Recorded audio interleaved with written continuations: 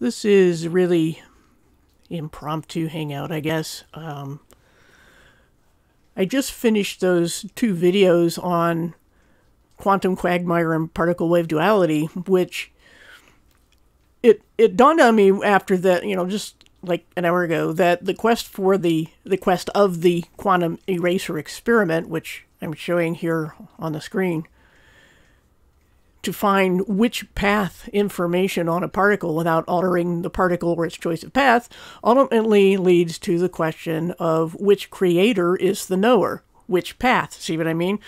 Without which, according to the experiment, matter could not exist if there's no knower, no ultimate knower. Now, let me say that I don't necessarily reach the conclusion that this is what the quantum eraser experiment proves, but rather it raises both natural and supernatural questions, not the least of which is whether and how we can know the identity of the prime knower or first cause, the creator or God.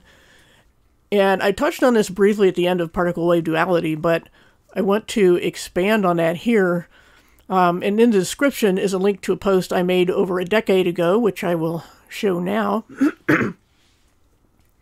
called The Fountain of Truth, where I try to explain why I reached the conclusions I have about the identity of the Creator. Now, it's written primarily to Christians interpreting the Bible, because I start with general principles of how to find what something says. We're talking about reading comprehension, and where the questions begin is outside of anything you read, because that's where your lenses of interpretation come from. And so if we use a consistent method and apply it universally across anything we might want to examine, then we should have at least a fighting chance of finding truth. So, like I said, although this is written primarily to Christians, this one, what I like to do is apply it to any seeker of truth, because if you pick a method and use it consistently, you're more likely to find something. Then it's the same as if, there's a misconception people have about, for example, playing the lottery, that somehow if you play a set of numbers continually, that it will give you a better chance of winning. But it really doesn't, because every time a new selection is made, the odds go back to what they were before, because it's no more likely you'll get the same set of numbers than you would get if you change them randomly. It's just there's no likelihood there without corruption. In the same way of the classic thought experiment, where there's 3 doors to choose from, and if you eliminate one door, you're allowed to have one bad guess, then what are the odds that you'll choose right out of the other 2 doors? And there's a lot of debate back and forth on that. But my point is that what the quantum eraser experiment raises, the question of which path, when it comes to, as I'm applying it now, to which creator, which knower. And so what I'd like to do is go over this document, and I don't have my streaming page open to really watch what's going on. So if you're in the chat, I'm sorry, I'll say hi to you later. I see AJM. But again, I'm not really able to watch that while I'm doing this, so I will try to check periodically.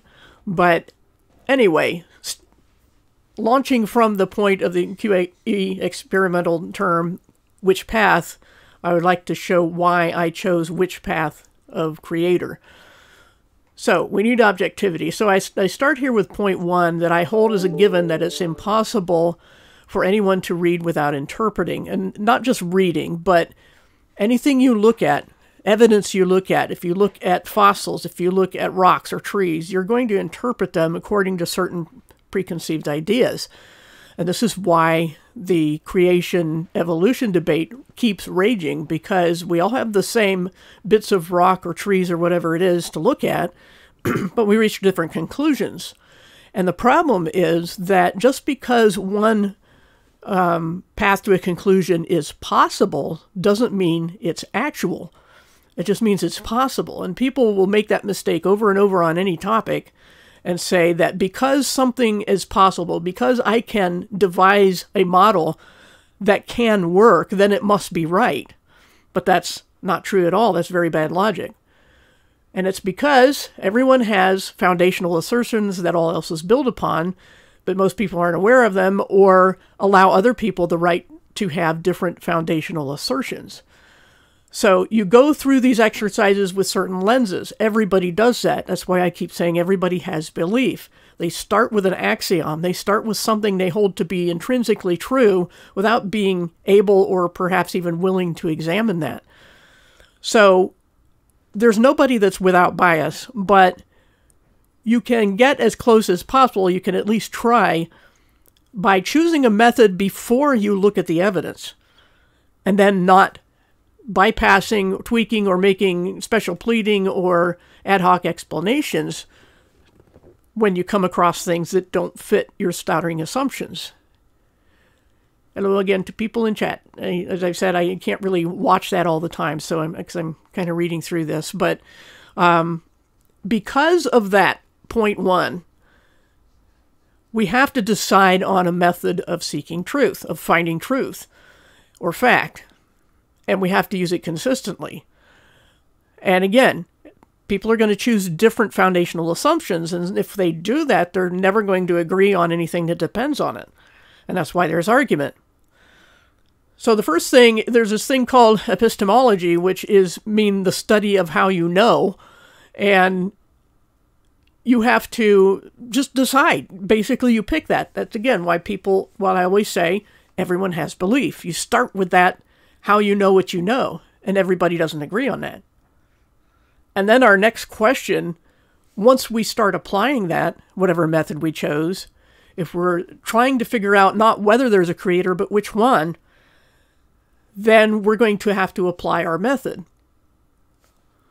And does that method include the fact that not all evidence is found in physical objects such as rocks and trees? There is a lot of what's called forensic evidence, which is how we look at the present evidence that we have, which can include writings on paper, and look back to look for certain trends and when things appeared in the timeline, if we can agree on a timeline, and try and use that. I mean, there would be no such things as court trials without it, because most crimes are not observed by the people deciding what to do about the criminal. So you have to determine someone's guilt based upon evidence which is going to tell us about something that happened in the past. And so we're already out of the realm of the strict scientific method. It's just as I've always used the explanation, or as an analogy, that if you have a thermometer and you're going to try to measure oven temperature, if you use a thermometer meant to measure body temperature, you're not going to get accurate results. And the reason, you have two choices. You have a choice to make between two alternatives at that point. If the body thermometer, if it survives, will obviously be pegged at its maximum. And so you have to decide, are you going to A, conclude that you have the wrong scale, or B, conclude that the oven never gets hotter than, say, about 105 degrees Fahrenheit. A is obviously more rational, but when it comes to evolution and things like that, people choose B. This is why I say evolution is not a falsifiable theory, not a scientific theory, because it can't be falsified, because what they do is conclude that they simply, the age that they have determined from their various methods must be true. They just need, we bend the data to fit our preferred results. So they have chosen beforehand the scale, and they don't care if something doesn't fit, they will make it fit. So I'll try to get to your question in the chat later. I want to keep expounding on this idea. But the point is that we have to understand that our method has to be flexible enough to use the right thermometer, basically. So we need to try to find a consistent method of finding truth and not make up rules as we go along. And the one I've chosen, and it's, again, not just for the Bible, but for anything, is what is called the literal historical grammatical method. And I explain that on another page on my website. Sorry about the raspy voice, but allergy season. Anyway, that method simply looks at all the kinds of evidence, including linguistic evidence, and looks at culture, looks at language, looks at all sorts of pertinent information that can help us decide about the accuracy and authenticity of a writing. So I use that for everything. I look at all the variables, and even people, secular people will say such things as absence of evidence is not evidence of absence. I think that was Carl Sagan, who was very, very anti-theist. But the point is that that is a true saying, that just because you can't find something doesn't mean it isn't there. And when it comes to, back to the thermometer analogy, when it comes to examining the supernatural, the natural is like the body thermometer in the oven. It decides that there can be nothing greater than that there can be nothing beyond it. So the natural can never be used to either prove or disprove the supernatural. It's the wrong scale. It's the wrong method of interpretation. It's the wrong, it's a very self-limiting, presupposing attitude, the naturalist attitude, because it presupposes that the supernatural is not possible and then uses its own limited rule set to prove that it doesn't exist. So it's wrong on a bunch of levels to do that. So this is a really important approach to how we're going to find anything, let alone which creator is the real creator, what the attributes are of the creator. And as I alluded to briefly in the end of my video on quantum mechanics, we have to look at what evidence we have and make a deduction. Okay, so again, we're out of the realm of the strict scientific method, which is purely naturalistic, but that doesn't mean that naturalism is the sum total of reality. It just means that when we're talking about who the creator is, we cannot use the scientific method, but we can use scientific methods to examine what we can see and make a deduction from it. And that's all I'm doing in my own quest for finding out truth and discernment in any area of life, not just the Bible. So that's what literal historical grammatical simply means. You take the text as it says, as it presents itself, if you're looking at a text. Historical means you look at it as not being written in a vacuum, but in a culture and time, and that's part of the context is that grammatical part, the language. How does the language work? Did people use figures of speech? So when it comes to identifying the creator, we need to look at all those things and not just at writings. And try to keep our eyes open to make sure that also that our method that we chose at the start is valid. So I look at, as I'm showing down here, the consistency I'm looking for is not to put one method over another, but each individual to examine the internal consistency of their methods. So whatever way you decide you're going to tell truth from error, be consistent externally and internally, meaning that your own method doesn't contradict itself.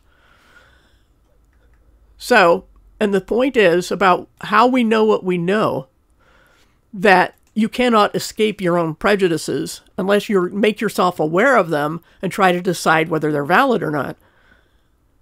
But you're going to use your brain, no matter how you do this. You're going to use your brain, and your brain is flawed. So it is, nonetheless, we're stuck with it, and that's the foundation of what we know. So when people say, I don't believe I know, I don't think they understand reality. You believe because you know, but you also know because you believe. It's a paradox that we can't escape. So you have to think about things to know anything. That's what a knower is, a thinker, and someone who has applied thinking to external evidence. So it is subjective, and there's nothing we can do about it. But I do believe there is such a thing as objective external reality. I don't believe, as some would interpret the quantum eraser experiment to prove, which it doesn't, it just reaches that conclusion, whether it's real or not, that what we decide to know determines what is, such that some have misapplied it to say, even physicists have done this, to say that, for example, the moon is not there when nobody looks at it. I believe the moon has its own existence apart from our perception of it. Now, the initial cause of everything, in my opinion, had to be supernatural, because the natural is observed to run down without external input of energy or something. So, since nature runs down, as far as we can tell and prove by scientific method, then it can't be eternal because it's running down and it needs an infusion of energy. And I think that this began and is sustained by something which must be outside of nature, because nature can't account for its own existence. Nothing can create itself because it would have to exist before it existed. And the fact that it runs down tells me that it's not eternal, so it doesn't self-sustain. It is not itself eternal and self-existent. It was caused. And then the question is, what caused it? Well, by that observation, what caused it must be beyond nature, which is to say supernatural. So that's why I conclude that the Creator must be not nature itself, but something beyond nature, the supernatural. But what else do we know about the Creator? Well, we're going to apply our methods, whatever they are, but there must be a first cause, in my opinion, and again, if you use a different foundational axiom, you won't agree with that. But whatever you decide on, be consistent is all I'm asking. And as I say here, I've made a number of unprovable assertions, but everyone makes unprovable assertions when they go looking for truth. There's no avoiding it. So then I look for the implications of my method of seeking truth. And what I do is draw conclusions or deductions from it, which again is not the scientific method necessarily. It uses all sorts of things, but this is why I say I believe because I know. I look at this stuff that I can examine, and the deductions I make are what I believe on the basis of that. So it's not a groundless blind faith. It's based on something. And that something is nature running down, and that it can't be its own cause. Therefore, it's not eternal and must be caused by something outside of it. So because it's something outside of it, then we look at what the universe, whatever our realm you want to call it, contains, and deduce from what we know about nature that whatever caused it must be greater, because no effect is greater than its cause. So, as I got in the second paragraph here, the first cause must be unimaginably large, powerful, intelligent, logical, and personal, because we have observed that no effect can be greater than its cause. And we call this cause God, or first cause, or creator, or whatever you want to call it. And then beyond that, I can assume within the bounds of the hermeneutic I've chosen, which is method of interpretation, that this God had a reason for creating these things, and that we humans appear to be the object of his attention. Everything is, our environment is ideal for us. Yes, it's been corrupted. Yes, things have gone wrong, but that doesn't mean it was designed with those flaws. And we can't go back in time to prove or disprove the assertion either way. So, but we need more information. Okay, God is all-powerful, all-knowing, very intelligent, because we see design all over the place. We see, there's even a book by someone called Werner Gitt, named In the Beginning Was Information, which again ties kind of into the quantum eraser experiment. But the point is that what we observe is a very ordered universe that follows physical laws. We get our laws by observation. We observe certain things always hold true, disregarding what happens at quantum levels, because they're just impossible for us to know with any certainty. And so, when we look at all this stuff, we see something about the nature of the Creator. And from all the things I've deduced so far, I also come to the conclusion that God would have a way to tell us, because we appear to be the center of everything is designed for us, that this God would communicate in some way his own identity. So I'm sensing from a distance, as I use the term here, and trust the testimony of others to some degree. No one can escape that, because none of us can personally reinvent the wheel for every one of us that ever lived. We would never get anywhere if we can never build upon someone else's work. And the way we examine those someone else's is by forensic methods, which is looking at what they wrote, what other people said about them who lived at the same time. And even then you have to be careful. You've got more of a bell curve of facts than an absolute defined edge of those facts. But the thing is that this is the best anyone can do, no matter what method they chose to find out what's real. So sensing from a distance is not a bad thing. It's an unavoidable thing. It's not perfect, but it's the best we've got. So, but I personally put significant weight, as I put here, on history and archaeology, if I'm careful to consult a variety of sources to minimize bias. That's how you do anything. If you want to look for a past event, that's why they cross-examine witnesses in a court of law. So we need to cross-examine our methodology. We need to cross-examine our motives.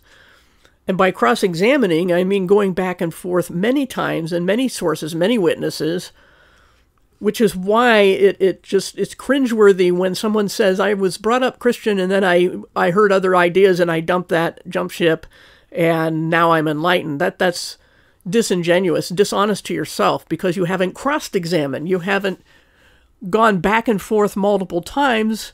And I would hope that if you ever found yourself in a court of law, that the courtroom would be run well, where you are given a fair chance by everyone examining the facts from different angles and different witnesses. And that's how truth is found to the best of our ability. So I put some weight on history and archaeology, again, by consulting as many of them as I can. And because of that, it led me to the conclusion that the Bible, because of its fulfilled prophecy, contains the most accurate portrayal of God that we have. That's why my method of interpretation led me to conclude that the Bible has God right. And as far as evidence for the Bible itself, I've got tons of references for that. If you go to this article that I have linked in the description, which again, I think it didn't write down. I forgot to copy it in there. I will get that in there. Sorry. It still has the last title. That's another problem I'm having with YouTube right now, where it keeps changing my titles, going back to a previous Hangout. So hopefully this new title will come up. Sorry about any confusion. Anyway, that information is in the description now, and hopefully also the title, and then YouTube won't change it on me. But let's see, where was I now? I've been convinced by consistently applying my hermeneutical method that the Bible is giving me the most accurate picture of who the Creator is. Plus, we have the fact of history that Jesus did exist. Even secular sources have conceded. Even Wikipedia agrees to this, which they are certainly not biased toward theology of any sort. They're not biased to support in any way any theistic view. But they will admit and cite their sources, which you can check out, that Jesus is a historical figure who was baptized by John the Baptist in the Jordan River, and that he was sentenced to death by Pontius Pilate. So these two facts are pretty much undeniable by any rational standard. And then the Bible, does not contradict any known historical facts. So since the Bible tells about this Jesus who rose from the dead and has been cross-examined, then that's the one I believe is telling the truth, the book that I believe is telling the truth. There is a document, it's sometimes hard to find, called Testimony of the Evangelist. It was written by Simon Greenleaf, who was one of the founders of the Harvard School of Law, and he was challenged by his theistic students, because he himself was an atheist at the time, to apply his legal methods to the four Gospels and cross-examine them and determine whether they were credible witnesses. And he did that. He expected to find that they were guilty of collusion and making up a story, but instead, as a lawyer, trying to prove someone guilty, he was forced by his own methods to conclude that Jesus did rise from the dead, that these four gospel writers were credible witnesses. He examined hostile and friendly witnesses. He looked at historical records outside the Bible to see whether it contradicted anything, because we can at least say that the Bible can't be proven false. We can never definitively say from a strictly objective standpoint that it can be proven true, but it can be proven true to a better extent than almost all other ancient writings. So, because of those things, because of the method I chose to examine this stuff, and that I put weight on this kind of cross-examination, I have concluded that the Bible tells the truth about our Creator. So, there are implications to that I go on with in this, again, which was directed at Christians trying to decide whether they can trust the Bible or not. And I concluded in this third paragraph here that the Bible is God talking to us in terms we can understand through people who faithfully transmitted his messages. That's why I'm a Bible literalist. That's why I conclude that the God of the Bible is the true creator, that this is the one book that tells us the truth about him most accurately. So, as I have in my conclusion here, there is a God and only the Bible tells us the truth about him, and this is how I would approach any biblical topic. But it has, as I say at the end here, served me over the years as a good method of determining truth on any topic, Bible or not. And of course I could cite a gazillion anecdotal evidence testimonies of people who had various supernatural events happen to them. But again, everybody has to decide ultimately where they start and to be honest with themselves and consistently follow where that leads. And so if we do that, you're going to reach some conclusion. And my conclusion is that it is, the which path knower is God, the God of the Bible. So again, all I ask of anybody is to be consistent with their own method and to understand that if somebody you're talking to uses a different method and you're of course not going to agree about implications or where that thing leads because you started with a different foundational assumption. And this is a problem in quote-unquote science in general as well, because they will start with assumptions.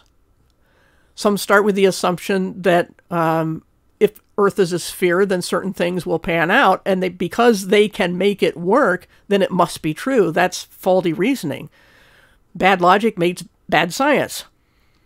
So you have to start with clear thinking and being honest with yourself that you could be wrong, and your foundational assumptions could be wrong. As we used to say in programming, from the very start, garbage in, garbage out.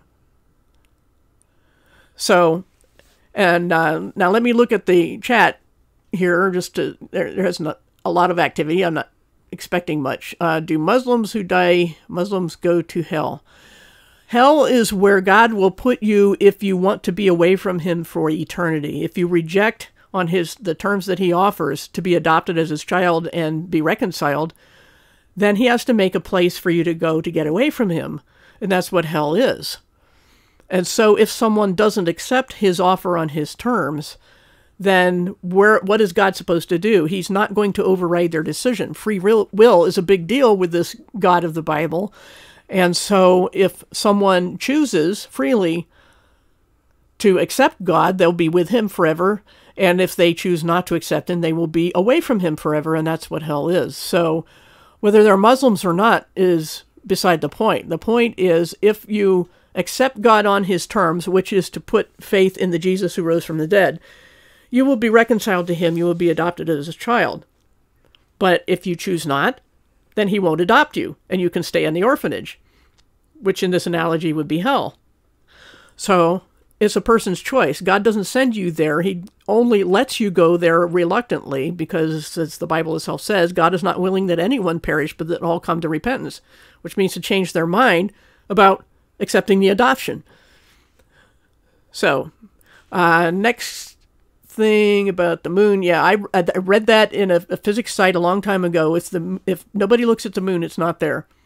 They get that from the quantum eraser experiment, which is a giant leap even from that, but I don't believe that the QE experiment proves that anyway.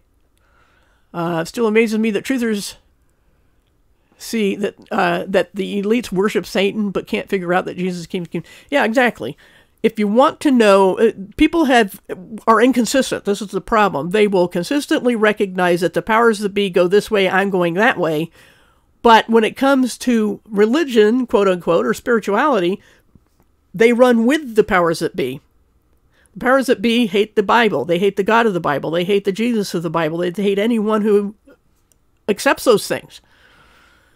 You would think they would understand that. That's why I did a video a while back where I had a picture of a big fish eating a smaller fish eating a smaller fish, because the big fish is what we call normies or mainstream. They hate conspiracy theorists, and conspiracy theorists in turn hate flat earthers, and flat earthers in turn hate Christians.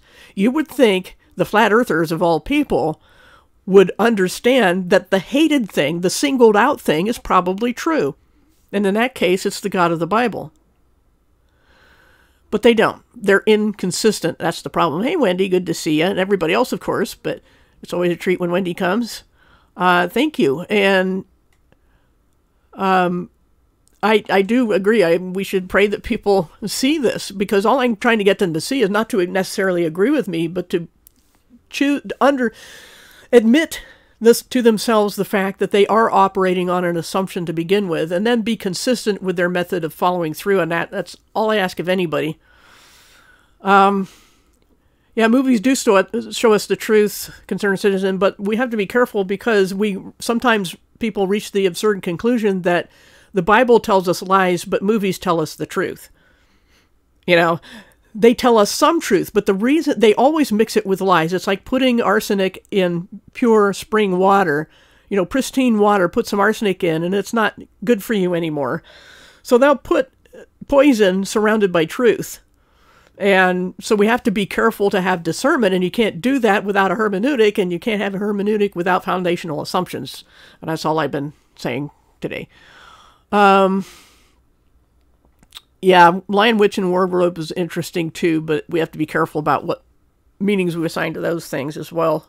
But anyway, Book of Eli, yeah, it also has some truth in it as well.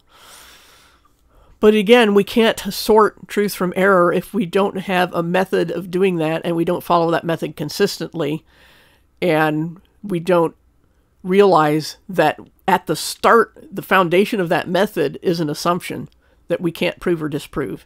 We're all in the same boat. We all have faith. We all have beliefs that we can't prove and can't really know, and we often confuse our personal convictions as absolute truth, when all they are is a logical conclusion to draw from our foundational assumptions. And I know and admit that. I wish everybody did, especially anti-theists. They assume that they know best how to interpret, and there's something wrong with us for having a different method. And that if we express our views, we're pushing it down people's throats, but if they express theirs, that it's just free speech then. So it's a double standard. I try to point out all the time, and I don't make friends that way, but that's the way it goes. So, yeah, not hating is a big deal. I mean, people assume that we hate just because we have personal convictions, and that isn't even remotely true. Blade with Wesley Snipes. Vampires. Yeah, I never watched that. So, but yeah, that's also a Freemason attitude that even the Masons at the bottom, they would say, deserve to be fooled. If you can be fooled and you are being fooled, then you deserve it. That's the satanic attitude.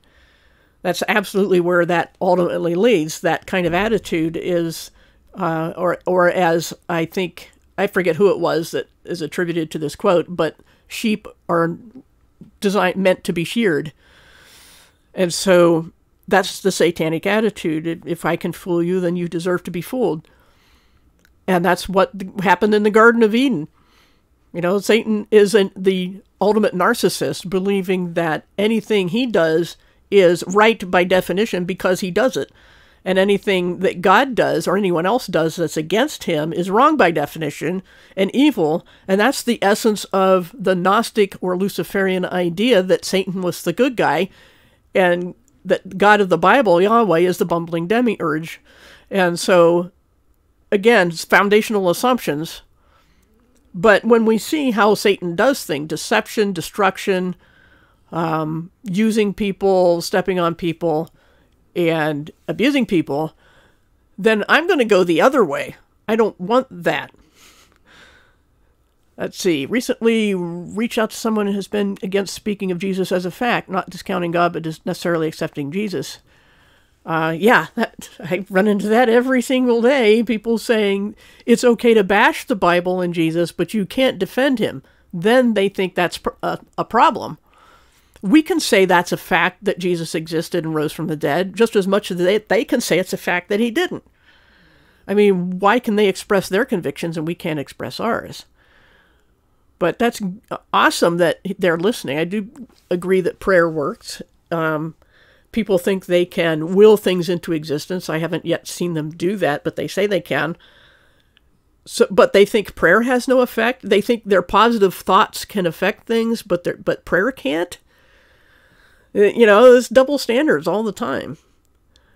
But that good on you, Wendy. That's it takes risk to talk to people about those things, especially when there's so much resistance through blind prejudice against Jesus and the God of the Bible and the Bible itself.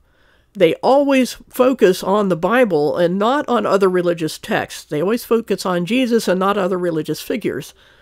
They will believe anything and everything but that, and that alone should tell the truly awake person what the truth is. But they're inconsistent. This is, again, a fallacy called special pleading, where you make an exception because it doesn't fit your rule. They do that with Adam and Eve in the Garden of Eden. They say, well, Adam was made first, therefore he's the boss of Eve, but Adam and Eve were the last things made. So why shouldn't animals be bosses over us? They're very, very inconsistent.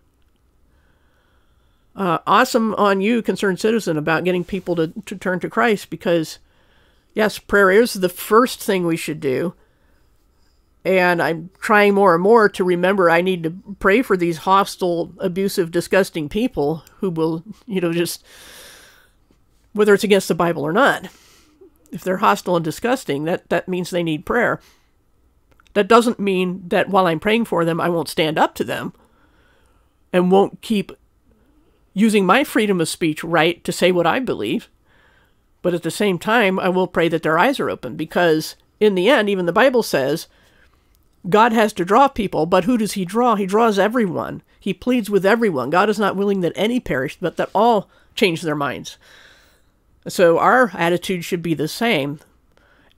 And it is with God, he will plead and reach out his hand. But if people slap the hand away forever, eventually he has to send them where they demanded to go. And he does speak truth, and he does rebuke, and he does correct.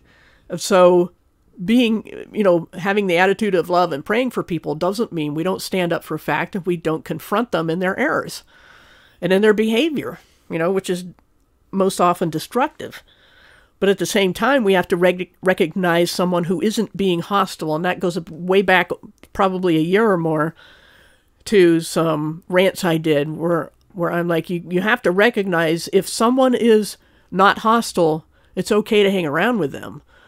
But if they are hostile, it's okay to rebuke them. And not okay to hang around, because that's what the Bible talks means when it talks about being unequally yoked. We should not partner with people who are pulling the opposite way. Not necessarily people who are not pulling the opposite way, but not necessarily the same, that they're not having a problem with you going your way, believing what you believe. But people who attack our faith are people we should not partner with. And there's an awful lot of that going on and being explained away and justified and made excuses for by prominent Christians in Flat Earth. So I have a major problem with that. Yes, thank you. Yes, God's will, He wants us all to reconcile. He wants to adopt everyone in the orphanage, but He won't force anyone. And those who don't accept, He will eventually have to turn away and leave them there. He doesn't want to, but that's what they asked for. That's what they demanded, and that's what going to hell is. Because God is the source of everything good and pleasant, and so hell necessarily must be a place where none of those things are. And yeah, the world is a huge lie. I get called to task by certain people for not addressing every single conspiracy. Not investigating, doing transvestigations and everything. And it's like that is a hamster wheel to keep you from really investigating, because it goes much deeper than that. It is a spiritual problem. And I don't care who somebody thinks they identify as. That doesn't change who they are. But they need prayer and they need to be confronted with truth. So, let's see, our light and momentary troubles, yes, are nothing compared to the glory God has in store for us. Exactly. So, it is tough. That doesn't mean, of course, there are some people who say, just suck it up. Christians I've had say to me, yeah, you were abused by those people, but just, as a Christian, they showed no compassion or support at all. And that's wrong. That's unchristian. And I've come to find out that the person who said that to me isn't really a Christian at all. This is someone, if you go look it up, there is a video of this person. I forget what channel it's on, the clip. It's an audio clip of this person saying that they were visited by UFO landing in their lawn, essentially, and telling them how very special and elevated and advanced they were. This is very egotistical testimony, if you can call it that. And that they were on another level than other people. And this person has hundreds of people on their Hangouts and, thousands of subs. So if you ever come across somebody who says a UFO landed on their yard and told them how special they were, stay away from that person. That is not a Christian. So, we as Christians need to be careful that we represent this one true God carefully and accurately, being ambassadors, his hands, his body in this world. And so we should be prepared to lead people from the quantum eraser conclusion that there is a knower to which knower it is. There's all sorts of ideas about the knower, the creator, the first cause. But as Christians, we should know how to get them from point A to point B. And I've tried to present at least the method that I use and hope that that will help somebody. Laugh when people think Christians are soft. Yeah. It is what gets you through a lot of times. Yeah, that people can get through hard times without any theistic belief at all. But theistic belief has been documented as what got through people things like even prisoner camps in Vietnam with horrific daily torture, and survived for years on their faith in God. A lot of people turn to God, turn away from God because of, they stubbed their toe. And yet other people can have horrific things happen to them for years and dig even deeper into their faith in God. So the old argument that bad things happen, therefore there's no God or we should hate him, is debunked by those people over and over again. Ask the aliens about Jesus. They hate that name. And there are people who didn't necessarily even believe in Jesus who have stopped their own abductions by crying out to Jesus. But of course, they eventually have to accept him. They can't just use him as a get-out-of-jail-free card, but have to accept his offer of adoption. But yeah, there's a lot of things that should tell truth seekers, so-called, what the truth is and who the real creator is, who the first cause or the which path is, knower is. You know, who do the powers that be hate so much and can't say a kind word about? Who is targeted by, for example, when a Christian baker doesn't want to bake a cake because homosexual lifestyle is forbidden by the Bible's teachings, and then they deliberately target them? Why target Christians? Why don't they target Muslims? Why don't they target anyone else who has a problem with that lifestyle? There's a reason they always pick on Christians. There's a reason why nobody bats an eye if a school teacher takes their class to a mosque and even has the children participate by bowing down on rugs. Nobody has a problem with that. The left has no problem. The powers that be have no problem. But if you took those same students to a church and had them kneel to pray to God, you would never hear the end of it. It would be all over the news that this is a terrible breach of the separation of church and state, which is a farce anyway. Yeah, that's another good point, concerned citizens, about Jesus to take the gloves off. He will very soon, and they'll hate him for it again. And this is what I think, especially in Flat Earth, the people are being conditioned to do, is hate the God of the Bible. Because very early on, if you look in chapter 6 of Revelation, people of the world know exactly who this God is, who the Creator is. It's the God of the Bible, because they say, hide us from the wrath of the one sitting on the throne and the wrath of the Lamb. They know who it is. This is Jesus. This is God, the God of the Bible. They know who he is by the sixth seal, which is just getting started. They know who this God is. So I'm trying to help people and help you guys help people to know who the true God is before this happens, so they won't have to go through the wrath of God.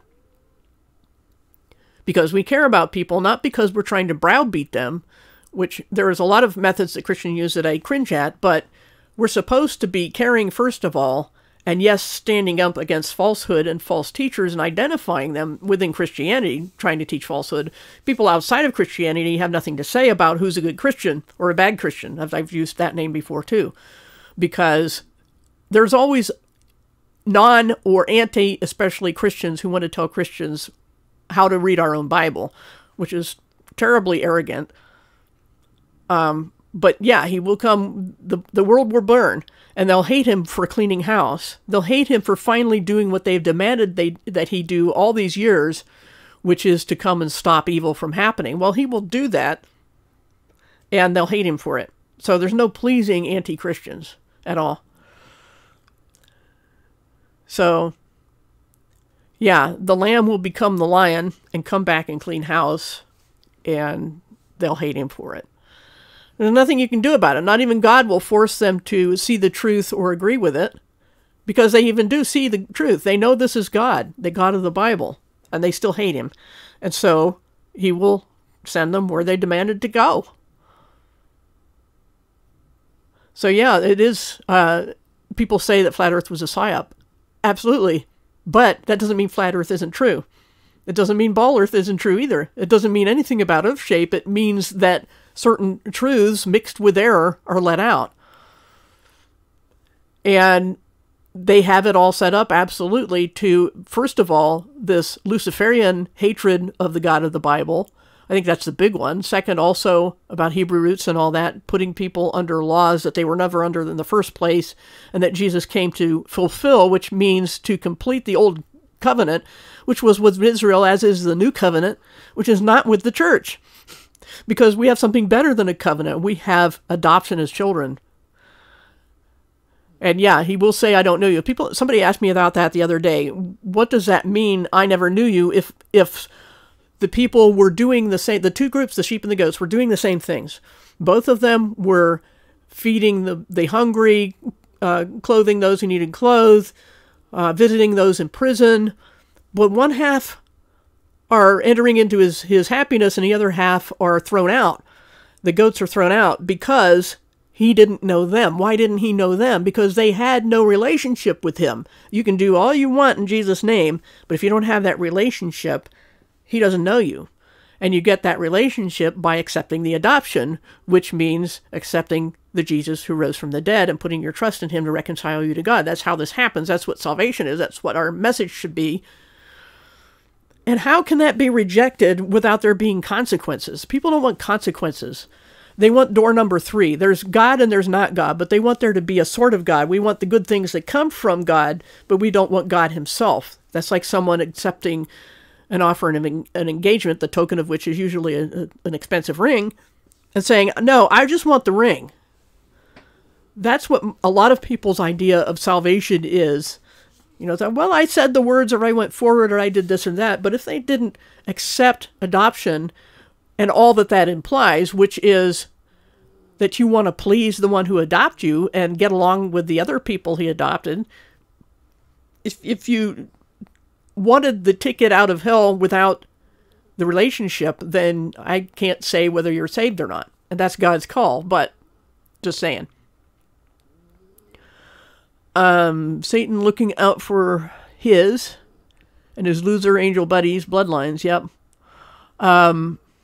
Yeah, there are ultimately supernatural beings at the tip of the iceberg. There, you know, or the bottom of it, if you will, the part we don't see.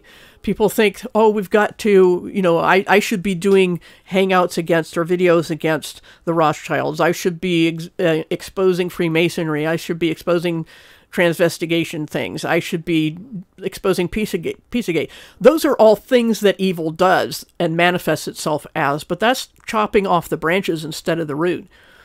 You know, you can't just chop off a few branches. That's what those are. You have to go at the base of the thing, which is evil itself, which comes from Satan, but people choose to do evil as well. They are free agents. They have a free will, and they choose that. And then they think there shouldn't be consequences because, like Satan, they're narcissists. They think that's what bullying is. You know, whatever the bully does, the bully wants to be the victim when the victim strikes back. So, yeah, they're Kabbalah, the tree of, what do they call it? The tree of life, whatever they call that design. I forget what it is now. But yeah, they all buy into that. And that's why you mentioned Ron Skiba in the chat, and there's Robbie Davidson and other prominent proclaiming Christians who may or may not, you know, in some cases they can't tell the gospel accurately. But even if they do, what they're acting out is unequally yoked with people who openly oppose Jesus and who openly oppose what Jesus did, because, as I've said before, Jesus did not come to install and upgrade the Judaism 2.0. He came to fulfill that law, and with Hebrews 7, with the change of priesthood comes a change of law. The priesthood and the laws of Moses and the priesthood of Levi are inseparable. So if you do away with one, you've done away with both, and Jesus comes in the order of Melchizedek in the line of Judah, not Levi, and he is that high priest forever. And we are in him. We are adopted by, you know, his sacrifice. So we're in a different priesthood. We have no part of the laws of Moses. And our new law is love God and love your neighbor, because love does no harm.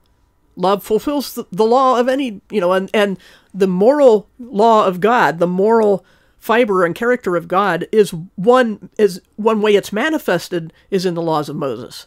But that's not the only way and the sole limit of God's holiness. We have adoption, which is the promise of Abraham, not the laws that came from Moses and the 12 tribes, Jacob/Israel. Jacob was the grandson of Abraham. We go back to Abraham. We go back before the law to trust God. That's why we're children of Abraham, not children of Jacob or Israel. But that's a whole topic I've been over and over and over. But it all does tie into who's the real creator and what that means, what that implies. And just as with the quantum eraser experiment, we shouldn't jump to the wrong conclusion and think that, for example, the moon isn't there if you don't look at it. But instead, that design is dripping from everything in our realm that we can see. And, you know, whether that site requires technology or not, the thing is, if we can examine something, it has design. Everywhere it has design. Life is especially designed, and there is no possible way that order comes from chaos, or that nature can organize itself without following laws which were given by an intelligence. So there's no escaping it. This is a designed realm regardless of its shape or size, and the designer is the God of the Bible. Whether other books should be in the Bible, the question is by what standard? Because the Bible we have, as it is, tells us everything we need to know. Those other books, I haven't read all of them, but I've read Jasher and Enoch. They're okay, mostly, somewhat, but they don't tell me anything I couldn't know from the Bible, really, or would need to know the truth.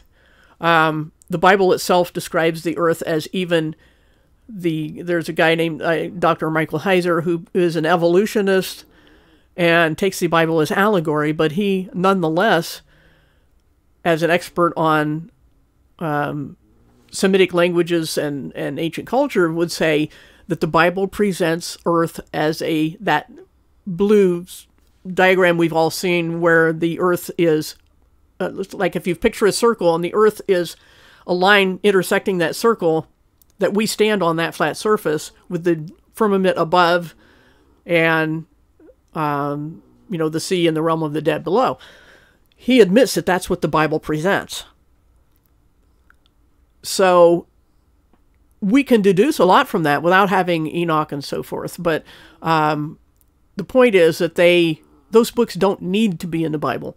Okay, if somebody wanted to hide truth, there's a lot more they should have hidden, such as the Gospels, such as the eyewitness testimonies of Jesus rising from the dead, because without that, nothing else really matters.